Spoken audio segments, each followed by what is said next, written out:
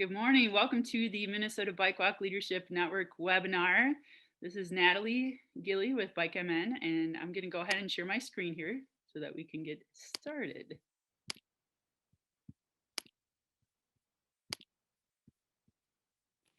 So today is Wednesday, September 15th, 2021, and our topic today is the Walk Bike Fun Ambassadors Program. We're going to shine a spotlight on the community of Fairbault. So we welcome Josh from Fairbault to the webinar today, and I'll share a little bit more in a little bit about him. But first things first, we'd like to know about you. So what's your name? What's your location? And the question of the day, pumpkin spice latte, yay or nay? So feel free to participate in the chat box and indicate your thumbs up, thumbs down for pumpkin spice latte. Feel free to share any other quotes about that as well. I know this is kind of that time of the year when the leaves are changing and so are the hot drinks. So we'll see what we have for the crowd and the participants on the webinar today. There's a lot of yays. There's even a capital yay. I see one nay and one yay and nay. So looks like a lot of people do like pumpkin spice latte. So it's just kind of fun to see who's here today, where you're joining us from, and just welcome you to our September webinar. So we have folks that are joining today from St. Paul, Wabasha, Hutchinson, Fergus Falls, Minneapolis, Olmsted County, Jackson, Minnesota, and Rochester, and others across the state. So this is a statewide network, and we welcome you all to the webinar today. So the purpose of this webinar is to connect local bike walk leaders to share stories and ideas about how they're lifting up the walking and biking cultures in their community. So that's what we're here today to discuss. We have a land acknowledgement statement, and I'll go ahead and read that here. We want to acknowledge that we occupy the ancestral land of several indigenous groups, including the Dakota, Ojibwe, Ho-Chunk, Cheyenne, Oto, Iowa, and Meskwaki people. We honor with gratitude the land itself and the people who have stewarded it throughout the generations. We affirm the Bicycle Alliance of Minnesota's commitment to a partnership with Native nations and urban Indian communities. Despite centuries of colonial violence, this is still and always will be Indigenous land. Indigenous peoples are still here, demonstrating innumerable talents and gifts in the midst of continued oppression. They must be celebrated and uplifted. So you'll see on the screen here, and if you want to look in the chat box, there'll be a link here. Ted can post that up in there to see what ancestral land you are currently located on, or where you like to ride bike, or where you might do work. So feel free to use that tool if you'd like and are interested in learning more. So we're getting ready to wrap up the year 2021. We have webinars scheduled for the rest of this year, and want to just run through the schedule real quick so that you can put these on the calendar and save the date. Our October webinar is on Wednesday, October 20th, spotlighting the community of Dilworth. So we'll be heading back out to West Central Minnesota. The topic will be walking. On Wednesday, November 17th, we will put the spotlight on Stillwater on the topic of car-free public spaces. And then in December, we'll wrap up the year with a spotlight on the community of Rochester, talking about the topic of biking and walking for all ages. So if you're not already a member of our Minnesota Bike Walk Leadership Network, feel free to send an email to me and I'll get you added to that webinar distribution list, or feel free to go to our website, bikemn.org, and you can request yourself to be added to our list so that you can receive communications and the links to the replays to our monthly webinars. You may also be part of the Safe Routes to School Network, and they have just held their back to school webinar to talk about back to school and COVID. So that was last Thursday. Many of you might be part of that Safe Routes to School Network. There is a link to the replay. Ted will post that in the chat box, so you can link to that if you'd like to listen to the replay of that call. And they will be holding a webinar again in October on the 14th from 10 to 11 on Safe Routes to School Boost Grants. And then in November on the 11th, the topic in November is yet to be determined. So feel free to reach out to Eric at It's Eric T at movemn.org if you'd like to join that network. So the topic, as I had mentioned today, is the Walk Bike Fun Ambassadors Program. And I'm thrilled to introduce our first speaker for the webinar today, CJ Lindor. Before coming to the Bicycle Alliance in Minnesota in 2014, CJ was teaching outdoor and environmental education for 6 years. His background also includes many years of bike shop retail and repair experience. And he is a founding coach for one of the Minnesota High School Cycling League teams. CJ believes in the transformative power of the bicycle to improve the quality of life for people and communities. His current role at the Bicycle Alliance is a perfect synthesis of his passions for outdoor recreation, sustainable communities, and transportation advocacy. CJ loves all types of cycling, but most especially ripping through the forest on a mountain bike. So what a wonderful introduction here. CJ, welcome to the webinar. Great, thanks Natalie, and thanks everybody for taking time to join us this morning. I hope we find this really useful and look forward to connecting with you on future work around this, hopefully. So my name again is CJ Lindor. I'm the education coordinator for the Bike Alliance. I'm fortunate to get to work in education around biking all year round with communities across the state. And one of the main ways in which we do that, one of our biggest, most successful programs is our youth education program, Walk Bike Fun. Put the link there to the website where you can find more about that program. The Ambassador's Guide is sort of a complement to the Walk Bike Fun youth education program. And as we were out working with teachers and communities across the school, we found that a lot of people interested in doing youth education were doing so outside of the classroom, where the Walk Bike Fun lessons are kind of meant for school teachers to use. And so we didn't have resources for education happening outside the classroom until we built and created this Ambassadors program. My hope today is to talk a little bit about what the Ambassadors Guide is, the activities it contains. I just touched on why it came to be. I'll talk briefly about who it's meant to be used for, and then we'll get to hear some details from Josh about how it's being used or will be used in South Central Minnesota and Fairbault and Northfield. So with that, let's go to the next slide, please, Natalie. So our Walk Bike Fun Ambassadors program contains several different sections, and I'm going to go through each of these in some level of detail. I think something that's useful to know about is that it's sort of a menu of different options that can be used based on what the interests or needs and capacity or other factors from a community are. And again, these are meant as sort of a complement to the youth education programs. They can be done in conjunction with existing programming happening in the school, or they can be done separately in communities that don't yet have the school education happening, but are still interested in providing some sort of youth education. And so the content list that you see on the screen here speaks to some of different options or different types of activities that can be done. So let's go to the next slide. Our Ambassador's Guide, the resource guide contains both the printed physical guide as well as training opportunities so that the BikeMN staff, myself and Michelle typically come to communities to work with interested youth educators around these different topics and provide about a half-day training across these topics.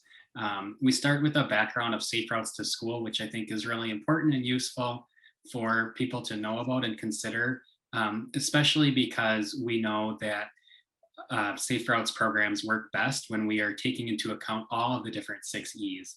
And so not only providing education, but thinking about these other E's, thinking about the built environment, the engineering, thinking about how we encourage or discourage people in the communities from participating in walking and biking, how we're engaging people, and then the evaluation piece of it.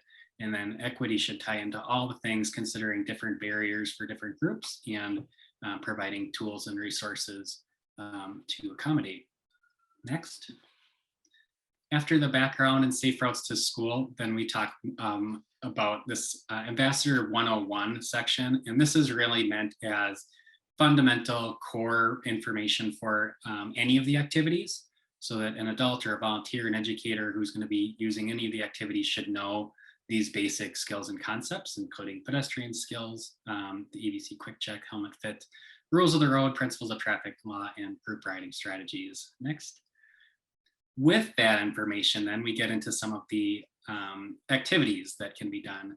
The Walk Bike Fun Essentials is basically intended to be let's go back one, a presentation format. Other way, please. There we are. Almost. Can we go to the essentials slide, Natalie? There it is. We're good. So the Walk Bike Fun Essentials is meant as a presentation format. This would be used typically in like a large group audience, or maybe you have a limited amount of time and you want to convey something. Sometimes this is done at the start of programming.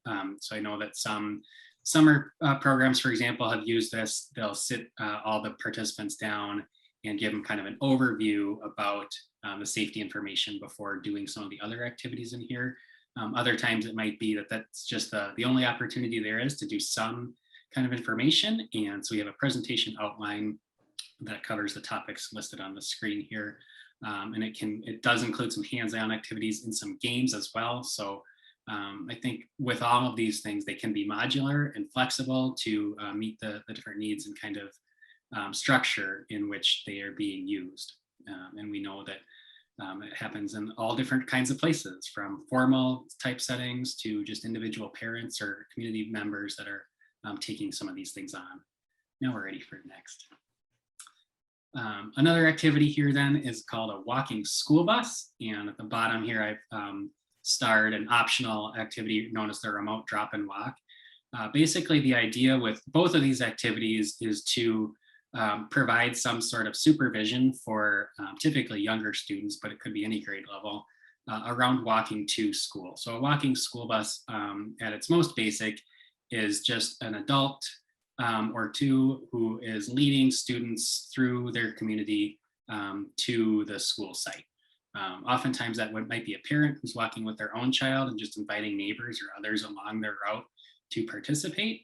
The remote drop and walk activity is a little bit bigger and more formal undertaking, in which a school would typically be involved in organizing and have all students dropped off off-site, usually at a park or another convenient location a short distance away, and then have everybody, no matter how they normally arrive to school, whether it's bus or parents or walking, meet at the remote location and walk together. The great thing about the drop and walk activity is that allows every student to participate, even if they normally arrive to school by a mode that wouldn't allow for walking and biking. And with all of these things, I should say the reason that we think this is so important, one of them, is that we know physical activity is very important for students, and it is helpful for learning, for memory, for attention.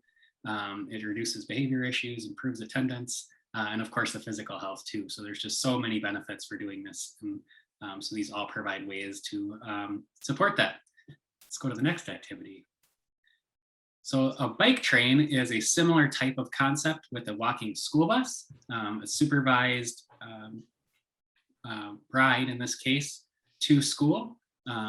Again, can be simple or complex depending on the needs and interests.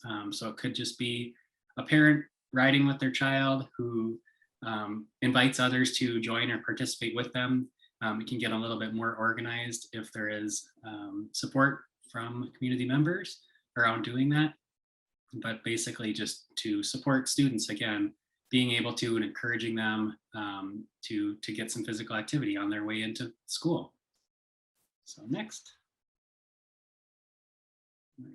The mapping part of the ambassador's guide is kind of a useful tool for different activities, including the bike train or the walking school bus. And so really it is helping people to access and utilize the Minnesota Safe Routes Resource Center toolkit. The link to that is on your screen right now as well.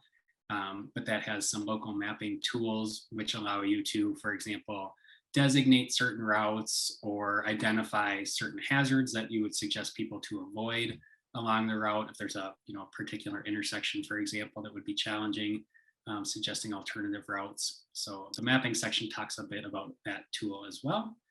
And then next,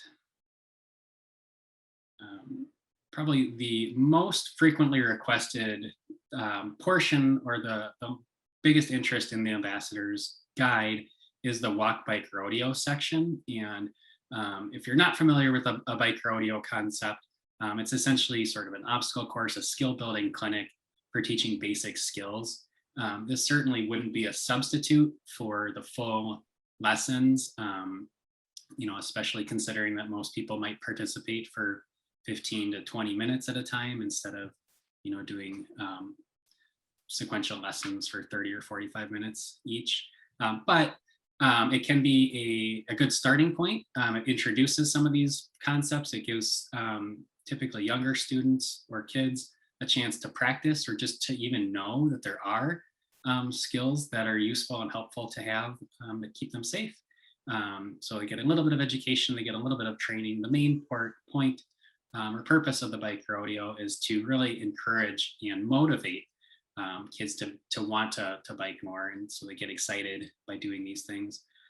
You can see on the screen here, there's a suggested layout. There's different activities that can be included with the bike rodeo, including some of the optional activities, both for walking and biking on here.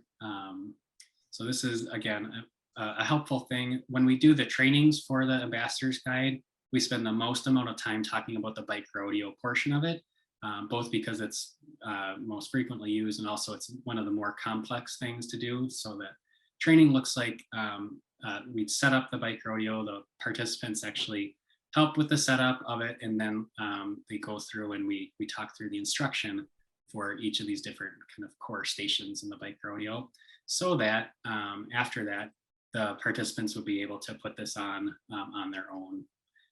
And I should say too that BikeMN also has supplies that are available to loan out for events like this. So we can provide the training and supplies as well as needed.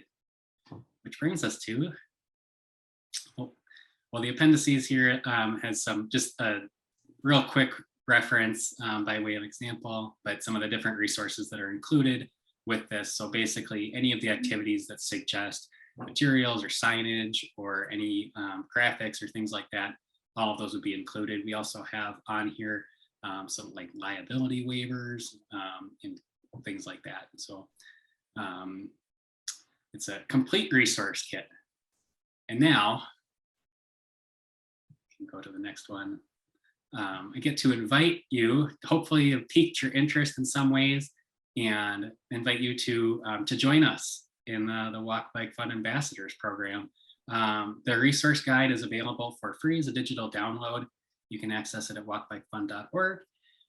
We also offer trainings at no cost. It's supported through the Minnesota Safe Routes to School program. And so this is a technical assistance service of Walk Bike Fun, but we schedule trainings kind of on an on-demand basis. So if you have a group of folks and are interested in organizing some education but would like some support, please do reach out to the Bike Alliance. You can connect with any of the staff on here. You can find contacts through the website here. We'd love to hear what you're doing and learn how we can help to make that happen. So I think maybe I haven't seen questions popping up. I'm not looking at the chat box right now, but maybe we should go into the next presentation and then save questions for after that if there are any. Thank you, CJ. Thanks for sharing so much information. As you mentioned in the presentation, CJ, in the appendix, that you can see, just there's a wealth of information here, and it's a super popular program. And it's CJ and Michelle have done an excellent job, really getting this program out far and wide across the state of Minnesota. So thank you for all that you guys do to get this out there. And so we are going to go ahead and introduce speaker number 2 at this point and move into his presentation. Also on the same topic here, but spotlighting the community of Fairbault. So our second speaker today is Josh Ramaker. He's been the Rice County SHIP coordinator for 6 years. Josh lives in North Mankato, Blue Earth County, with his wife, Brianna, and daughters, Romy and Willow. He graduated from Minnesota State University Mankato with a degree in community health education. He'll be discussing the successes of Walk Bike Fun at Jefferson Elementary and Fairbault Middle School community schools. Walk and bike to school successes, the challenges, and taking the next step beyond teaching walk, bike fun. And the challenges to implementing safe routes to school work. So as you know, this work is sometimes challenging and sometimes goes really well. But we welcome Josh to the webinar today to talk you through some of these things as it's happening in Fairbault. Welcome to the call, Josh. All right, thanks everybody. Appreciate everybody having me. I'm excited to talk about some successes and some of the shortcomings that we've had, and also how we can utilize these tools to keep moving forward. Next slide. So again, we're going to talk about Rice County Active Living just to kind of set the stage a little bit. So Fairbault, that's where I work every day, but Fairbault and Northfield are large cities within the county of Rice. So a few things that we've done quite a bit of. These are all the other things other than safe routes to school. So walk to school days, bike to school days, all the walk bike funds, demonstration projects. We've done all sorts of things all over, kind of all the shippy type things that you want to do, and you hope there's people that are able to do it with you in your community. We've done most of that there. So we're still building towards actual safe routes and more integrated things, but we've done lots within Rice County already. Next slide. So walk and bike Fairbault. So specifically in that city, we've done walk to school day, 3 different elementary schools there. Bike fun, we've done that at the elementary schools, we've done it at the middle school, and we've, the Jefferson Middle School, or excuse me, Jefferson Elementary and Fairbault Middle School, they are both community schools. So we do a lot of after school programming there. Walk fun, only done that at Jefferson, but then also there's been high numbers of free and reduced lunch students and a high Somali refugee population and a high Latinx immigrant population to work with. So it's a very equitable situation. Next slide. So Fairbault Active Living, as you can see that picture there, that's a demonstration project that we did. And that was right near a mobile home park and a senior living facility where there's no sidewalks. But we've done an active living planning for Fairbault. We've done complete streets training, Rice County Safe Roads Coalition, that's something we're a part of. And we bring a pedestrian and biking influence to that. We're typically, if you've been part of TZD, it's mostly they're talking about vehicles. So it's nice to be able to be a part of that. Next slide. Free bikes for kids. Many of you may have heard of that. If you have a line of health in your county, your cities, they're doing free bikes for kids and bringing in bikes. We're a part of that every year when we can for education. It was difficult this year because they did it kind of in a broken way to make sure people weren't gathering all in one. But to me, I see that bike rodeo as a great opportunity there to educate lots of different kids and adults, to be honest. And again, it's a huge equity opportunity to do these types of things in Fairbault and Rice County. Next slide. And Walk Bike Fun Ambassador Program. So again, we're just starting to use that and we're pushing into it even more. Typically, it's been me leading it, but pushing more into that. So other opportunities we see are the bike rodeo for sure, bus stop and walk, remote drop-offs, bike trains, walking school bus, the assembly presentations, and biking and walking mapping. I really would like to see much more of the bus stop and walks and the remote drop-offs. I think those would be terrific. It really reduces traffic around schools and just helps with a lot of pollution issues that you have going on there. And I hear many principals constantly talk about how it's just not that safe around your schools during that time. It's dangerous. So many of these things can really help a lot there. And Fairbault's still working on implementing this. So I've done this for probably almost 5 years, Walk Bike Fun, but we're still working on implementing Walk Bike Fun into actual schools, into the FIAD programs and actual safe routes to school policy. So we're right on the cusp where we keep pushing to do more and more. And again, these ambassador programs, however we could possibly do that, push it into schools with teachers, teacher workshop days, the community, but really want to get into the schools and begin moving forward towards the bigger goals of structural improvement. Next slide. So what worked? So the ship coordinator being trained, that's me. That worked for me being trained in that. And I can bring my free hours anywhere I want. And it works having that free bike trailer delivered anytime I want it, mostly, and it gets fixed and brought back when I need it again. So that works really well when you can bring programs to communities that need programming and they want it to be free. That works really, really good. And kids love it too. So after school and summer programming typically has worked best. And then finding champions, we all know that are best for leading walking and biking school days. And then contributing partner organizations. we all know those are extremely important to find those and mine them and not burn them out, but utilize them at every opportunity. Next slide. So what didn't work? Implementing Walk Bike Fun into physical education curriculum yet. I started about, again, 5 years ago. It's something I start each year, and multiple times throughout the year, I work with our FIA teachers to try to get people on board. It hasn't happened yet. It doesn't make me give up. It just makes me that's the next step. At some point that'll happen. But then also district buy-in in Fairbault for safe routes to school. It's something we've talked about. They struggle to see where their actual part of it is, because at the school, not lots of it necessarily happens on the school grounds. It happens before you get to school on some of these things for safe routes to school and after school. So it's just saying we need you to be a partner so that we can get these grants and we can do these other things as a system, as a city, as the school district and all the people that live in the community. You're all in this together, and that's what safe routes to school is. So it's a work in progress. Next slide. Creative solutions, so out of school type programs, love free programming. Like I said, anytime you can bring that to the kids and be outside on bikes or walking around, they typically love it. Patience, trust building, and leading by example. Hopefully that's what SHIP's been able to do by me getting trained. And I would have hoped it would have went a little bit faster, but to be honest, 5 years, sometimes that's the speed of government and the speed of change in these things. So it takes time. So keep nudging at all times. That nudging, I love that from University of Minnesota Extension. You're not pushing anybody, you're not being too hard on them, but you're there and they know you're there and they know what you stand for, and you're just going to nudge them just a little bit farther in a safe way. Next slide. So that's my slides. That's what I wanted to go through today. It was hardest part for me is probably only talking this short amount of time, because I could have talked a long time about all the things that we do and go a little bit more in depth. And proudest part about this is probably every picture you've seen, other than probably this last thank you one, was from original trainings and everything from Fairbault and Northfield and within Rice County. So it's fun to be able to share that many pictures with that many kids that we've trained. So this year, I think we've done about 170 youth bike fun and walk fun education. That's our biggest year, which is interesting considering COVID was around and somehow we were still able to make that happen with those that's a large number for us. I don't know what that looks like everywhere else, but that feels good. And we still got a few more to go here towards the end of the year. So thank you. Thanks, Josh. And as you see the screen on the slide, or the slide on the screen right now indicates his phone number and email, which he has graciously provided to everyone that is watching today or watching the replay of this webinar.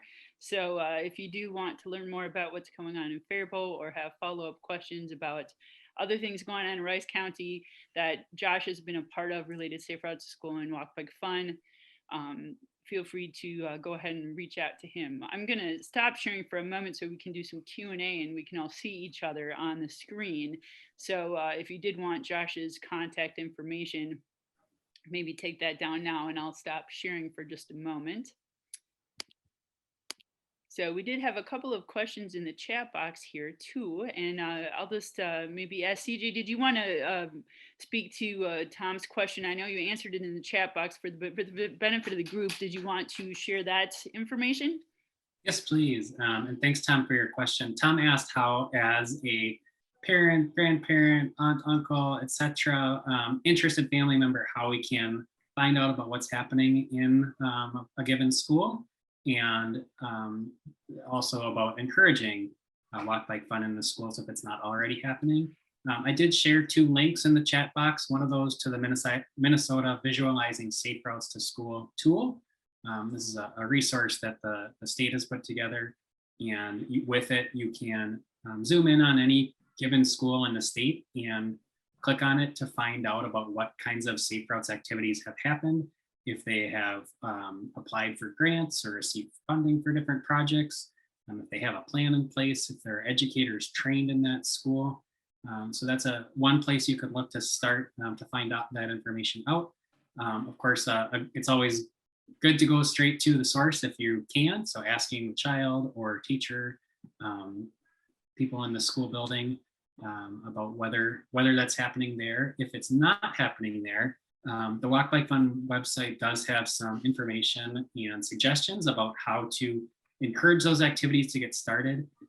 So you can check out what those are, the big categories there, are learn about the program, review what the school's been doing, connect with folks at the school, and then participate in whatever way makes sense for you. So I'll let you peruse those links and resources, but just starting a conversation at the school, asking for it, telling them why you value that, why you think it's important that your child and other children do participate in that information, in that training.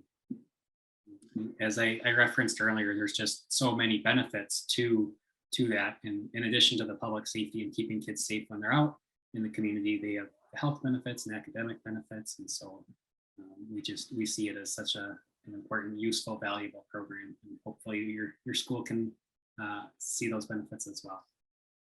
CJ, I might add on to that is if once you've discovered if anybody at that school has or has not been trained or they are doing walk bike fun or anything like that, I would say if you're able to get trained in walk bike fun yourself, again, asking schools to do more isn't an easy thing. They're already asked to do more with less every single year.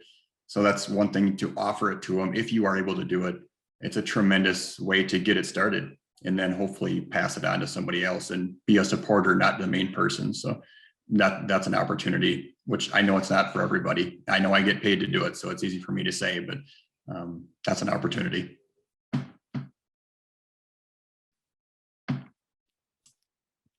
So thanks, CJ and Josh, for sharing some information about that. One thing I think about as I was listening to CJ and to Josh talk about this, I know, Josh, you spoke to some challenges and some things that were successes. And as you're listening to the presentations today for the participants on the webinar, are there challenges you guys have come across in your work to implement Walk Bike Fun and implement the Walk Bike Fun Ambassadors program that you might want to ask CJ or Josh that maybe they didn't speak to in their presentations, but they may have come across in the work that they have been doing? So does anyone have one of those types of questions that you might want to run past our speakers today?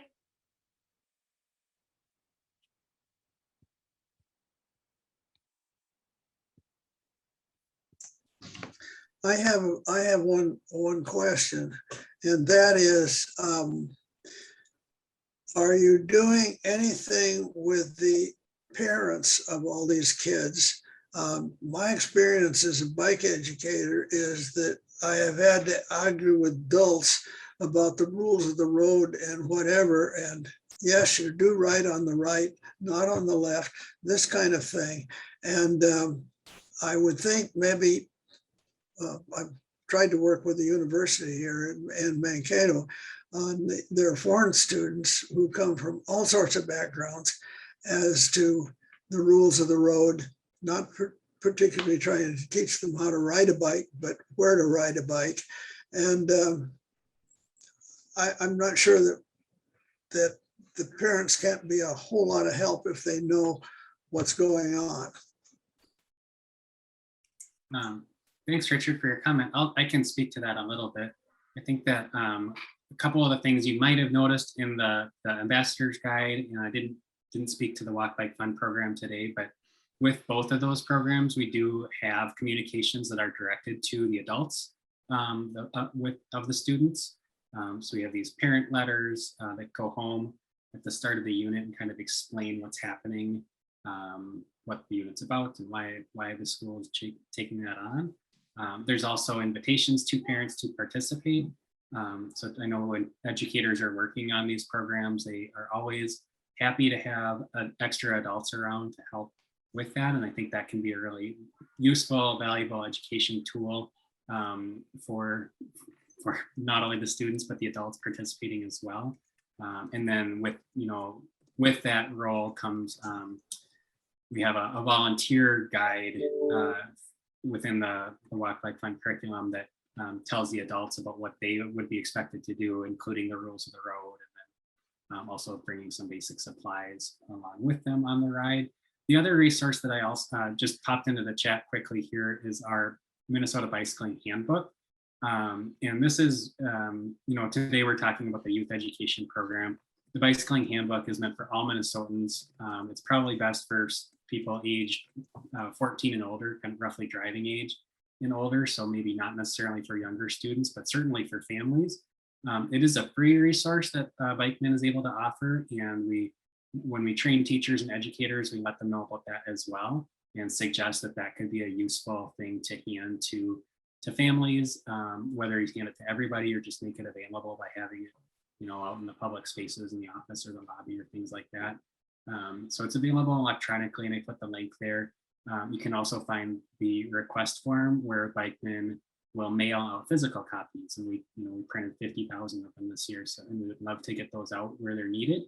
So those are available to the general public, but also to educators as needed. So, CJ, I would add on to that, and that was a great question.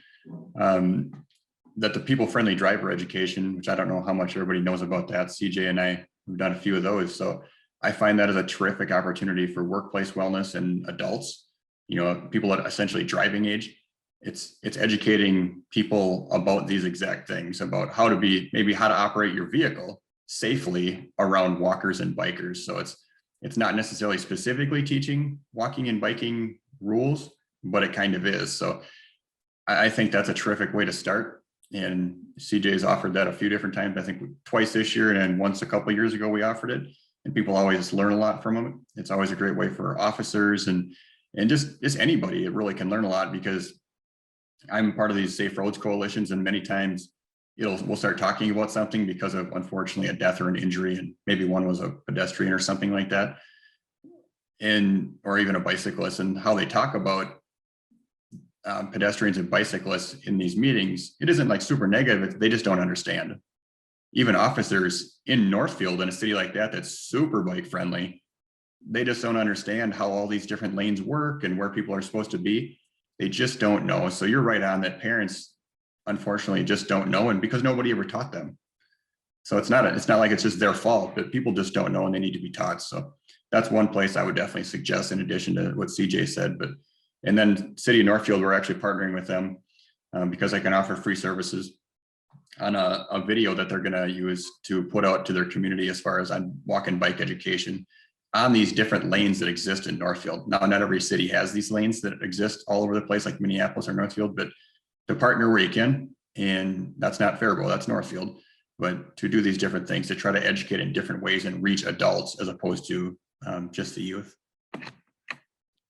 That's a good point. Thank you for your question, Richard, and CJ and Josh, for your responses there, to just kind of continue to provide some tools for folks and communities across the state here to work with to address these challenges. We do have a couple of questions in the chat box. I see one from Tony Desnick here about the following question: are these programs intended to be implemented after school or during the school day? I know you each spoke a little bit about this. Did you want to add anything else? Sure, I can jump in on that question. And thanks, Tony, for asking that. The school program is the Walk Bike Fun program, and that was kind of designed for specifically physical education and health teachers to use in PE classes, although we're finding other subject area teachers also finding ways to pick that up and incorporate that into their school classroom activities. So whether it's reading or science or social studies or other different subject areas.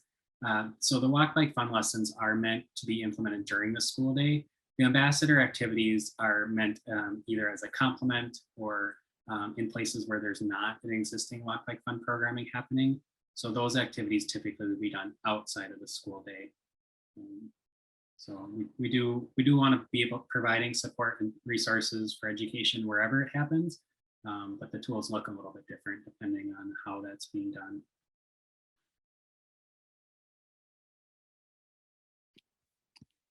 A question for either Josh or CJ. Do either of you want to speak to questions that come up around bike maintenance?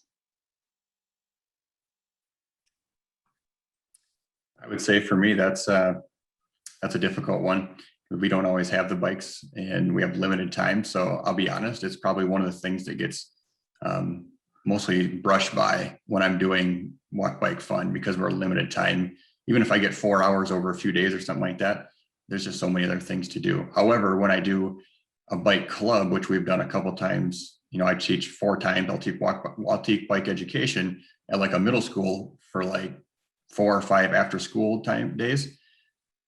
And then we'll try to make that a part of it and make actually, here's how you put air in your tire. So I'm not taking it to to anything even fixing hardly, but it's here's where you find the valve stem to take the top off. Here's how you actually measure how much air is in. Here's where you find PSA, how much you actually would put in this tire.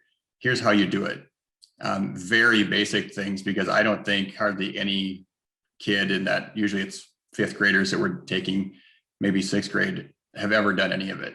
So very, very basic stuff for me is what works. But beyond that, it's mostly physical riding and teaching rules of the road. But CJ, what do you got?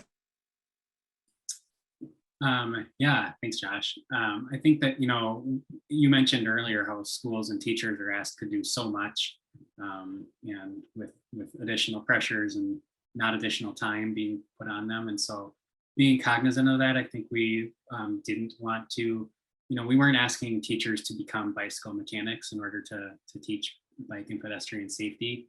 But that being said, we have learned from doing this program now for 8 years that some basic maintenance is really helpful and useful, so that if something simple happens while the teacher is using bikes with students, that they have some basic skills and can do some simpler repairs, whether that's flat tire repairs or a quick brake adjustment or putting a chain back on, or some of those things that kind of commonly happen.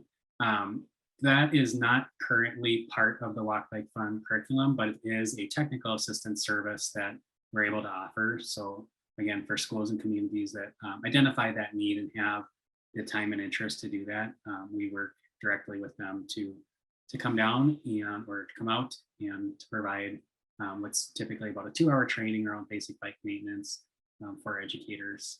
So it's outside of the curriculum, but something that is included with that program. Yeah, and I just wanted to add to CJ on top of what you're saying. There's when you're teaching Walk Bike Fun and you have that many bikes out there for that many hours with that many kids, you're going to do some bike maintenance right there with them. So you're going to teach them here's how you make the seat go up and down. Here's the tool you use. Oh, your chain came off. Again, show them how to put it back on there. So all these different things, really, you're going to do the basic stuff right within those 4 or 5 hours, I find personally. So you get a little bit.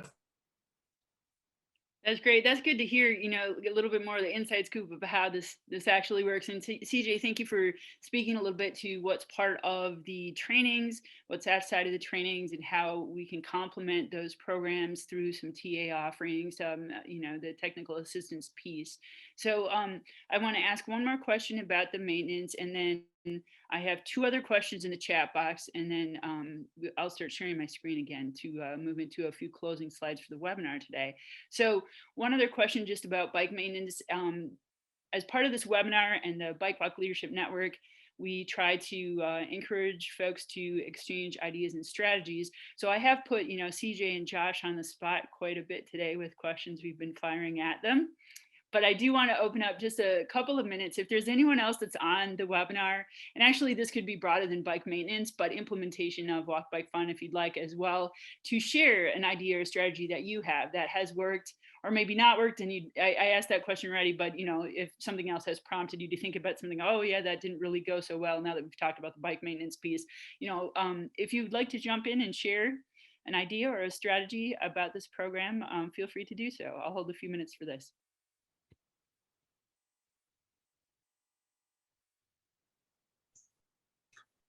Well, back to Mankato.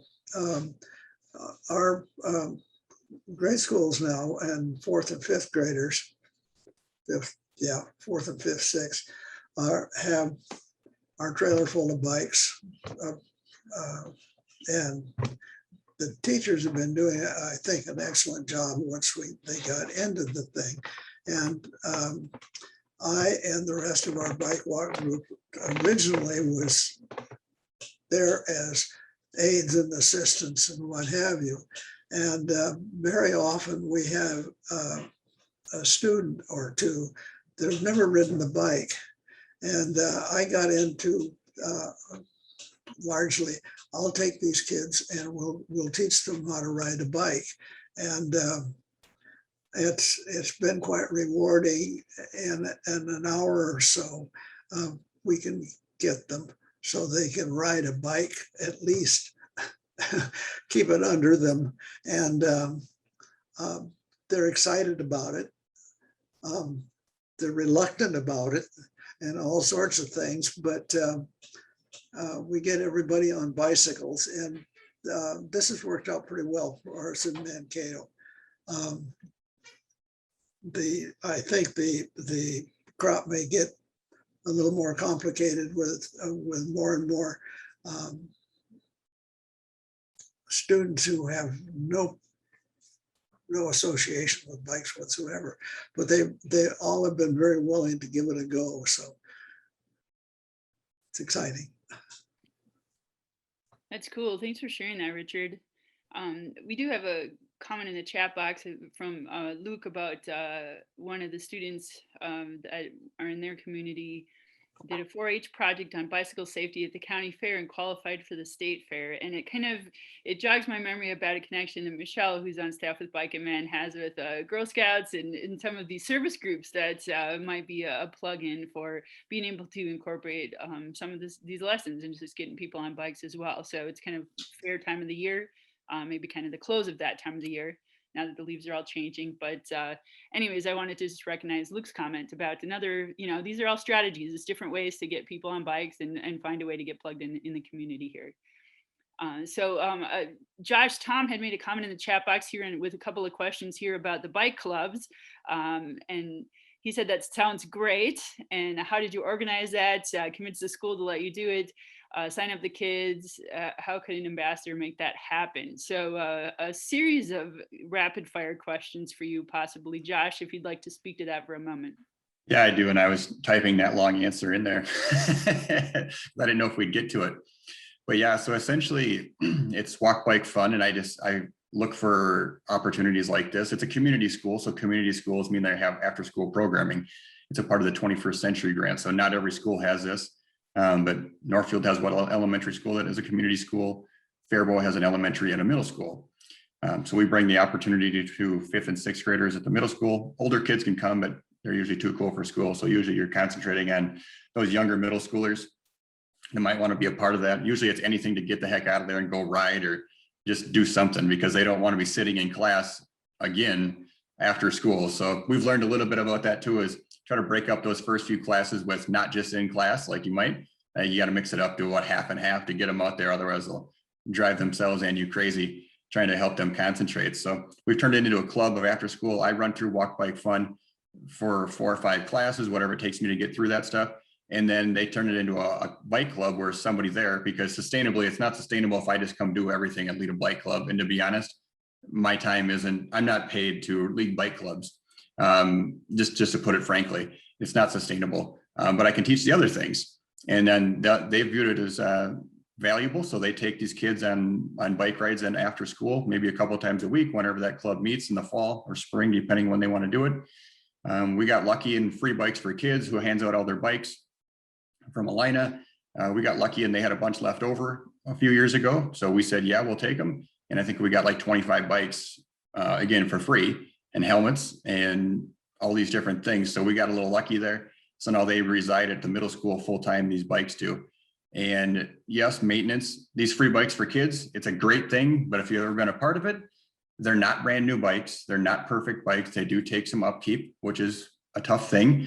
But this community school, they do have funding specifically for these programs. So then right now, actually, they're maintaining them, because you will need some tires and some tubes, and you will need some different things to make sure these bikes don't just fall into disrepair, which is the hardest part. That's why I love CJ bringing the bikes to me every time I want to use them.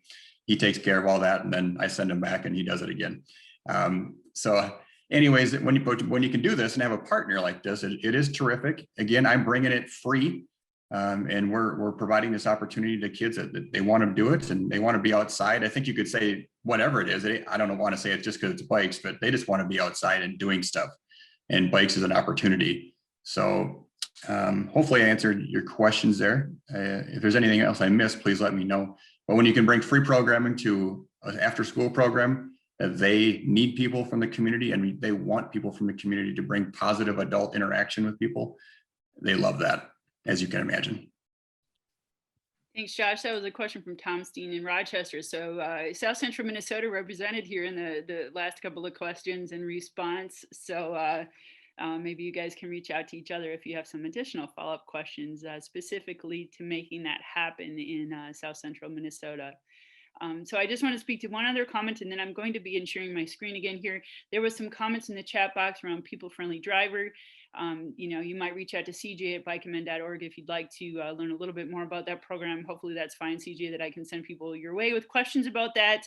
There's some links that, as I was scrolling back through the chat box here, I think that were shared, but hopefully you guys get in touch with that information in that program if you're interested. So I'm going to go ahead and begin sharing my screen again. We do have a couple of closing slides that we'd like to share with you. So let me go past Josh here. So first, rides are back. As you know, maybe you participated this past weekend in the Statewide Classic.